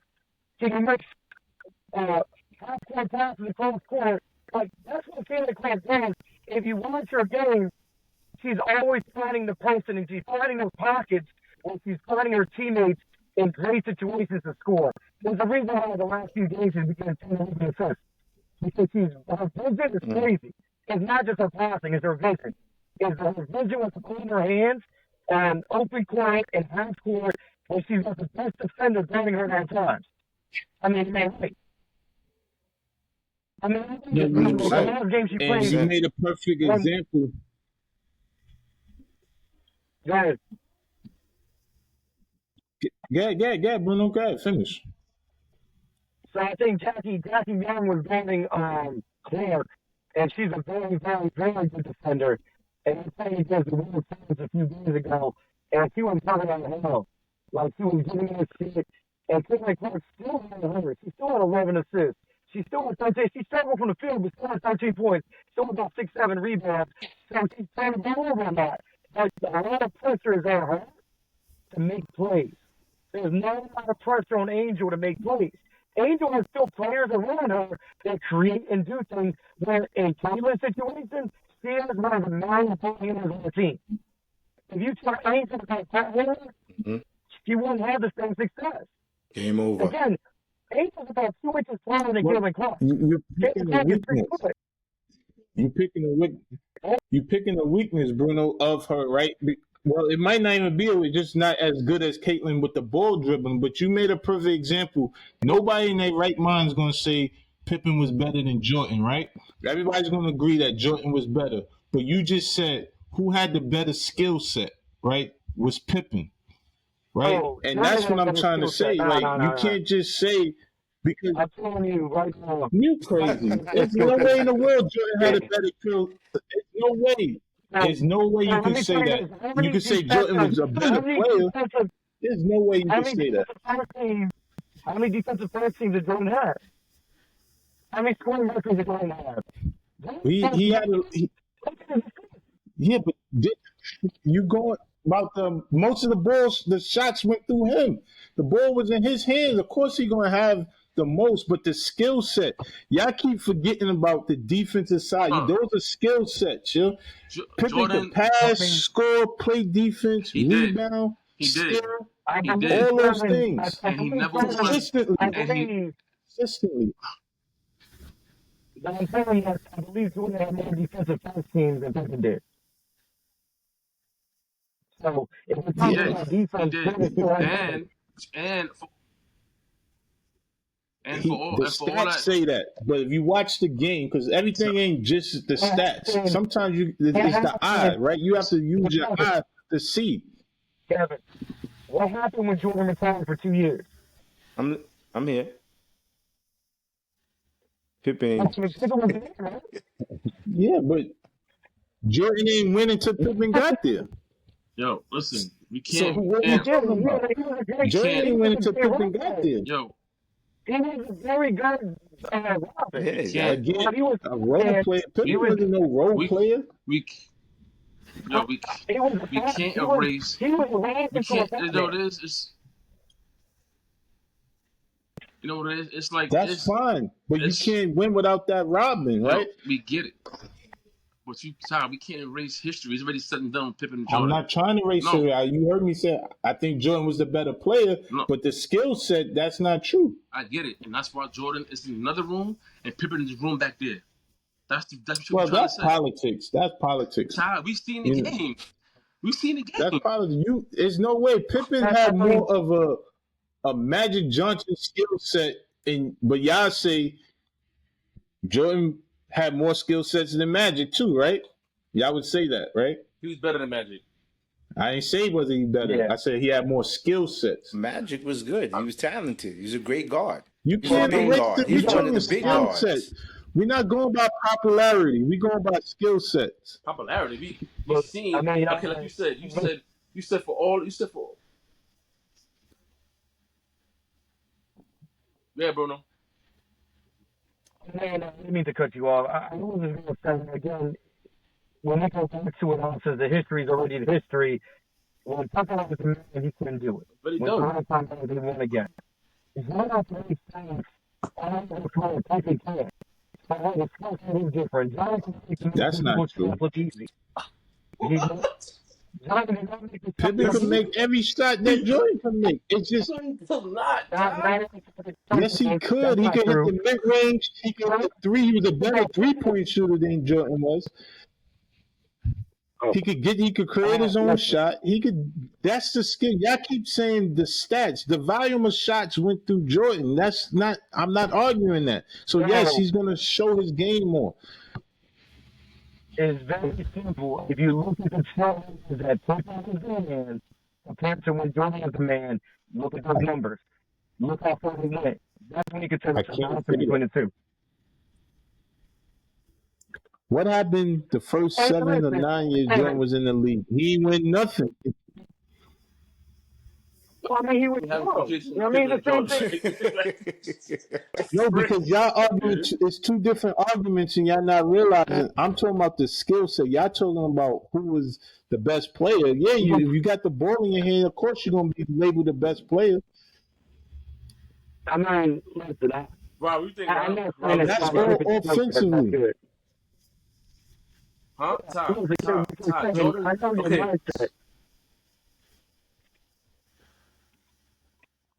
It's how you look at the game, right? And the way I'm looking at it is the skill set. It's not so much of who was the better player, right? Who had the most points.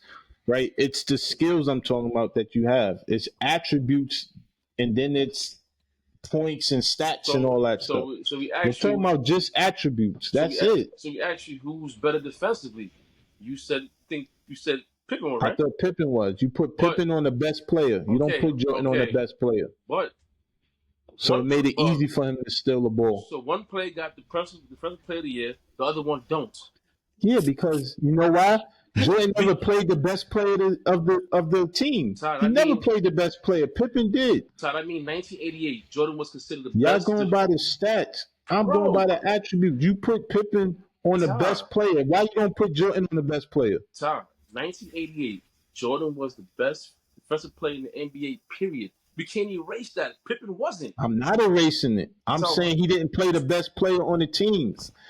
One has an award, one doesn't. You just, again, you're going by stat. I'm saying he never played the best player on the opposite team. Todd, the stats Pippen guarded the best player on the opposite team every night. Todd, the stats mean everything. It's because both their careers over. Yeah. Am I lying? Hey. Am I lying? Pippen guarded Magic in the finals. Jordan didn't guard him. Okay, what else? Well, you're going to say because he was too big. But Magic was the point guard. Pippen ain't a point guard. So are you saying Pippen? Are you saying Jordan didn't guard Isaiah Thomas?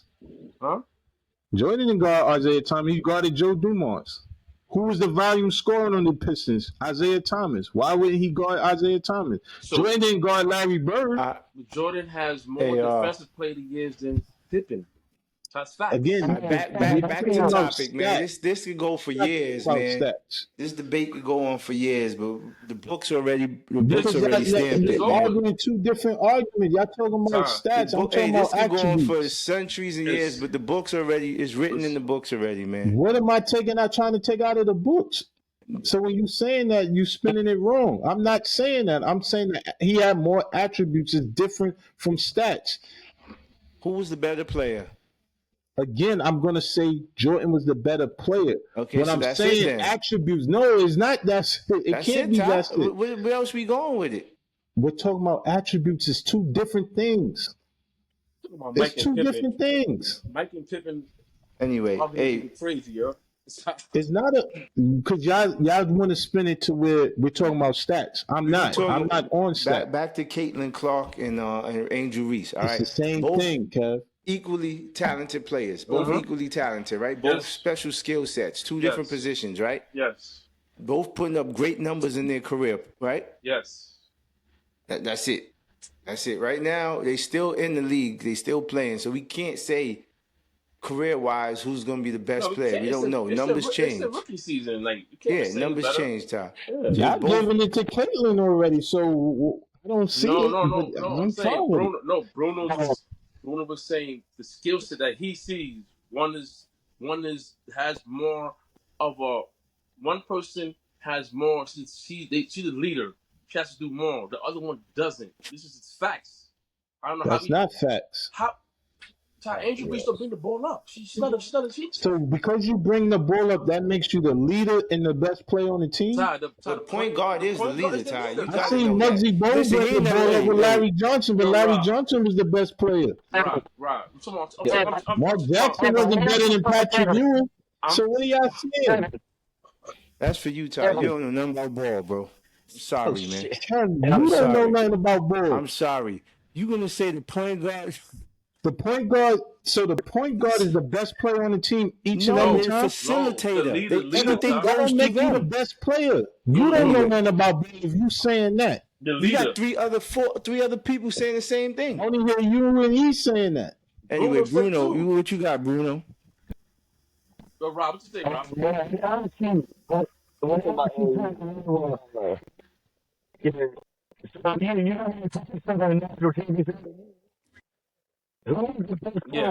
I remember that game. I watched it. Point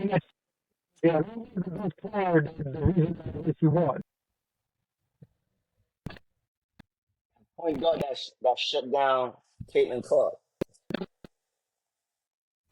To me. Don't say that, Rob. They might be mad at you. You say you don't know about ball. Unless you're on that team, you know those are going to team up to do they hit about 6-7 threes. And there's a big reason he won that game. So when you look at it, right, it's still was another time the season. I always based on Caitlin Clark having to do a lot. This is but that was based on Caitlin Clark finding her. Because if they do like spot where she's good with maybe one time at 30 points. Because a lot of the points came off of screens, pick and rolls, where Caitlin Clark was finding her, seeing her teammates better. So LSU had a way better team. They had players off the bench that had 25 points. So when you look at it is, if you took Caitlin Clark off of Iowa, they would not be in the championship at all. If anyone was off that team, because they still have made it, they could have. I wouldn't say they will win it. We don't know. But if you took Caitlin Clark off of any Iowa team, well, they have done to the national championship the last 2 years. No. Not according to stats. Not even Not according to Eyes stats. don't mean nothing, right? Thank you, Bruno. He played some really good teams, man. Like UConn last year. He played some really good teams to get to the championship. And she dropped about 40 points on all of those teams. She dropped 40 on UConn, dropped 40 on LSU. She dropped 40 on everybody. And her having to be the main leader. Yeah. She was close to because that season Juju had like 60. And I'm going to tell you this right now. I think Juju is going to be the star in the next 4 years. I said that. Yeah, I said that. She's going to be crazy. Juju's going to be crazy. She's going to be a star. She's going to be a star. Even the girl from UConn. Kev, who's the girl from UConn? Oh, Paige Buchers? She got another problem too. Paige Buchers, yeah. They was injured, man. But there's a lot of good players out there, Ty. The attributes, man, skill set wise, everybody got different skills, but you got to have respect for the person game, man. If you got a better player, look, the numbers ain't lying, Ty. Kev, did I say I don't respect her game? I said we were talking about attributes. You guys keep talking about stats. I'm talking about the attributes. I'm not dismissing her stats. Y'all going somewhere else with it. But I don't know about basketball. So y'all got it. The only thing I said was, if you took Caitlin Clark all those Iowa teams, they would not even be close. They would not be close. So she has that skill set and everything to get them to the championship 2 years in a row. That's a lot of pressure on her to do it every single year as she gets bigger and bigger. So, again, man, everybody sees the game differently. You can be applying the defensive mindset, and I get it, man. Like, that's how you are. So everybody just sees the game in a different way. That's all I said. I'll use my eyes. I'm not using what the stats are. I'm seeing the game, how it's being played. Right? I'm paying attention to the details of the game. You guys are just seeing the finished product of what they're doing. I'm looking at what it took for them to get to that spot, what it took for them to make that shot. Like, what is their stance on that? Like, we looking at it from two different lenses. That's all I'm saying. I ain't say y'all was wrong, not one time. Right? What I'm saying is the lens I'm looking at it through is totally different from the way y'all looking at it. You're now rocking with the 134 Smash podcast, uncut and raw. You're now rocking with the 134 podcast, uncut and raw. You're now rocking with the 134 podcast, uncut and raw. You're now rocking with the 134 podcast, uncut and raw. You know Smash, about to have it on Smash, about to test you with the pressures, hope you dudes and you chicks gon' pass on go mode, so you can't stop it. We let the fans shoot, so pick any topic. My bro Yvonne, you ain't been a dawn, live from the X, been putting that ish on. Don't even try the homies and let it fly. The corner store, on Lima, don't play about the home. call me Rob. Talk about A1s, been loyal from day one. What y'all know about the horsemen? What? My four brothers. I'm speaking for them, I'm leaving you gems. So I hopped on this beat like Kev on the rim. This here, perfect timing. Cash Ruger, that's who rhyming. We shining like new diamonds. They sharper than new liners. We ready, we on timing. You don't think you on timing. You know where to find us from Bristol to Lyman. New York. You're now rocking with the 134 Smash Podcast, uncut and raw. You're now rocking with the 134 Podcast, uncut and raw.